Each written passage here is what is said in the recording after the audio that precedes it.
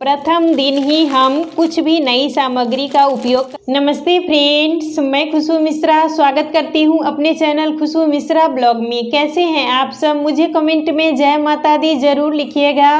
और आज इस वीडियो में जानेंगे नवरात्रि कलश स्थापना से पहले कौन से एक श्रृंगार करके हमें माता की पूजा करनी चाहिए। माता को प्रथम दिन भोग क्या लगाएं। नवरात्रि व्रत में हमें साबुन, शैम्पू, तेल का प्रयोग करना चाहिए या नहीं करना चाहिए। बहुत सारी जानकारी आपको इस वीडियो में मिलेगी। इससे पहले अगर आपने मेरे चैनल को सब्सक्राइब नहीं किया है तो इसे सब्सक्राइब कर लें, बेल आइकन को ज़रूर प्रेस करें जिससे वीडियो की नोटिफिकेशन आप लोग के पास सबसे पहले पहुंचे। कलश स्थापन के दिन हमें ब्रह्म मुहूर्त में ही उठना चाहिए, यानी सूर्योदय होने से पहले ही आप लोग उठ जाइएगा। उठने के बाद मंदिर की साफ सफाई तो आप लोग पहले से ही कर ली होंगी, लेकिन भगवान को स्नान करा देना है। उनका जो भी मतलब चुंदरी है, कपड़ा है भगवान का, वो सब धो लीजिएगा। और पूरे हमें मंदिर में गंगाजल का छिड़काव जरूर कर देना चाहिए। शुद्धिकरण के लिए मंदिर में गंगाजल का छिड़काव आप लोग जरूर कर लीजिएगा। और अपने बालों को भी हमें उस दिन अच्छे से धो लेना है। जो नवरात्रि का व्रत करते हैं तो वो एक दिन पहले से ही नहाए खाए करते हैं और एक दिन पहले से ही मतलब हर नियम का पालन करते हैं। स्थापना करने से पहले ही नाखून काट लीजिएगा। और इस दिन रविवार है तो आप नाखून भी काट सकते हैं। बाल अच्छे से धो लीजिएगा, क्योंकि बाल प्रतिपदा को धोने के बाद एक बार अष्टमी को ही हमें धोना है। इस बीच में हमें बाल नहीं धोना चाहिए।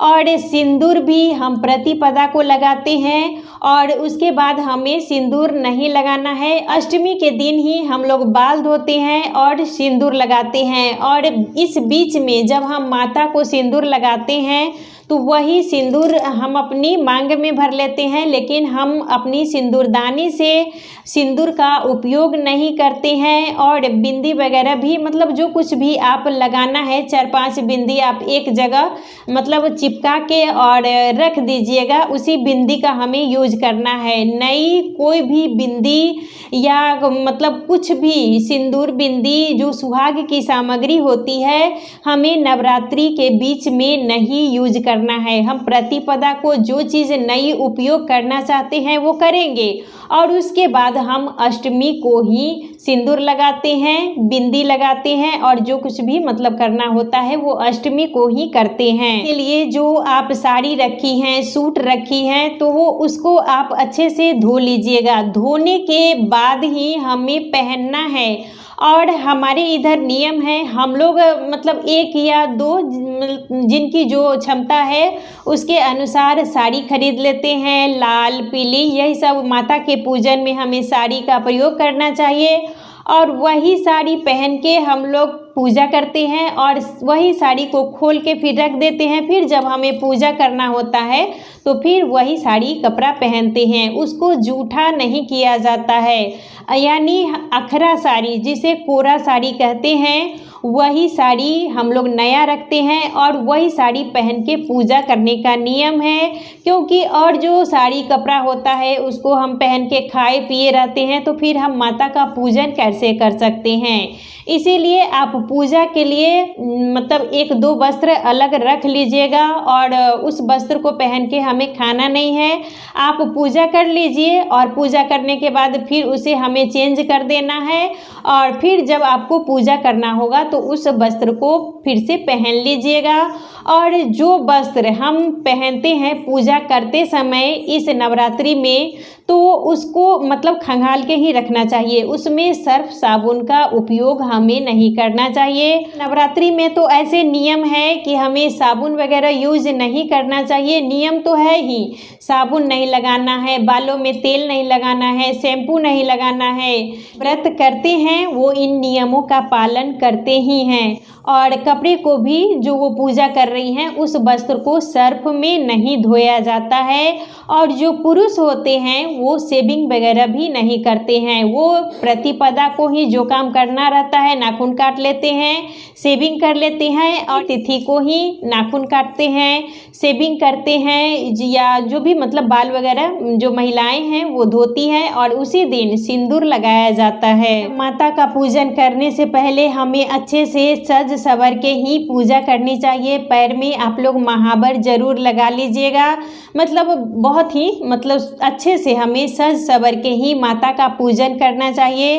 लाल पीली जो भी साड़ी आप रखी हैं पूजा के लिए वो पहन लीजिएगा। और प्रथम दिन ही बहुत ज़्यादा महत्वपूर्ण होता है, उसी दिन हमारा कलश स्थापना होता है, माता की चौकी वगैरह भी उसी दिन सजाई जाती है, मतलब बहुत सारा नियम होता है।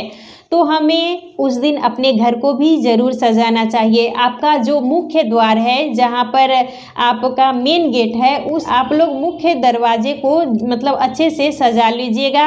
आम का जो पत्ता होता है उसी को तोरण बना के हमें अपने घर में लगाना चाहिए। कितना भी हम रेडीमेड हर कुछ अपने घर में लगाते हैं, लेकिन माता के आगमन में हमें आम के पत्ते का ही तोरण लगाना चाहिए, बहुत ज़्यादा ही शुभ होता है। और माता को प्रथम दिन हम घी का भोग लगाते हैं। वैसे तो हमारे घर में जो हम लोग पूजा के लिए लाते हैं, मिश्री हुआ, बतासा हुआ, या जो ड्राई फ्रूट्स लाते हैं वो तो हमें चढ़ाना ही है, लेकिन आप संभव हो सके तो उस दिन प्रथम दिन माता को घी का भोग जरूर लगाइएगा। तो माता को प्रथम दिन हमें घी का भोग लगाना चाहिए और पूजा करने से पहले हर श्रृंगार करना है, लेकिन एक चीज है जो हमें श्रृंगार में जरूर शामिल करना है। आप लोग पूजा करने से पहले जब आप मतलब माता का पूजन करेंगी तो साड़ी तो आप लोग पहनिएगा, साड़ी सूट जो कुछ भी पहनना है वो आप लोग नया पहन लीजिएगा, या धोया हुआ भी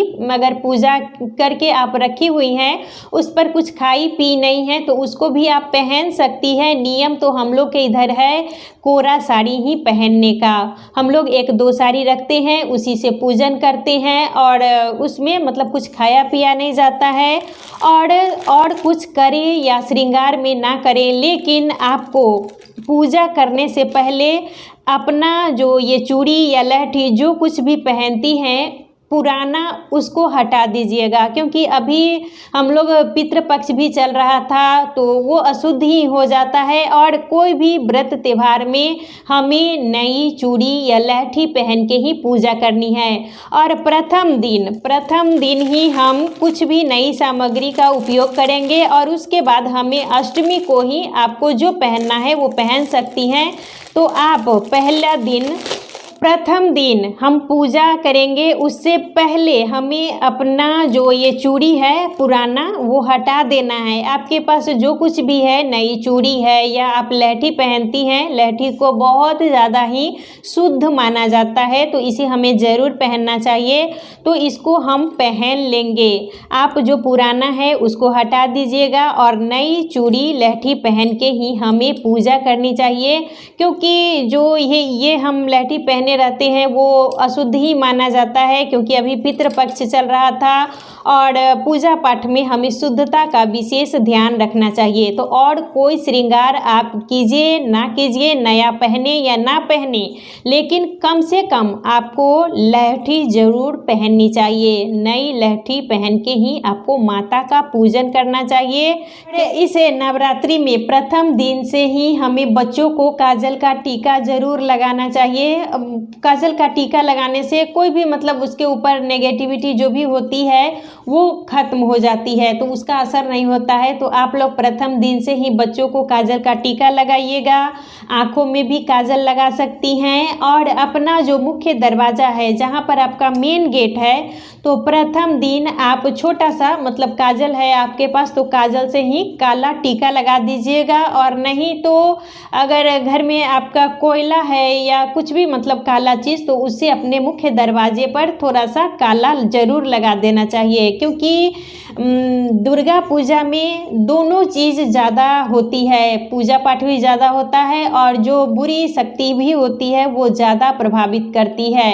तो इसीलिए हमें अपने घर में भी काला टीका ज़रूर लगाना है और बच्चे सबको भी ज़रूर लगा दीजिएगा। और जिस मतलब चादर पर आप प्रतिदिन सो रही थी उसको ज़रूर चेंज कर दीजिएगा, क्योंकि व्रत त्यौहार में शुद्धता का विशेष ध्यान देना चाहिए।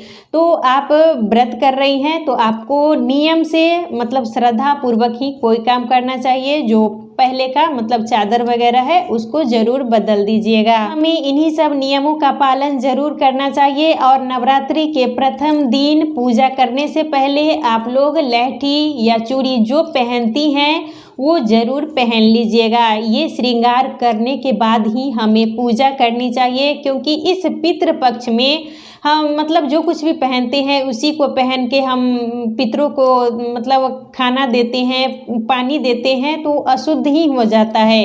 इसीलिए शुद्धता का हमें विशेष ध्यान रखना है। तो आज का वीडियो यहीं तक था। फिर मिलूंगी एक नए वीडियो में। वीडियो अच्छा लगे तो इसे लाइक ज़रूर कीजिएगा, मेरे चैनल को सब्सक्राइब कीजिएगा। फिर मिलूंगी एक नए वीडियो में, तब तक के लिए नमस्कार।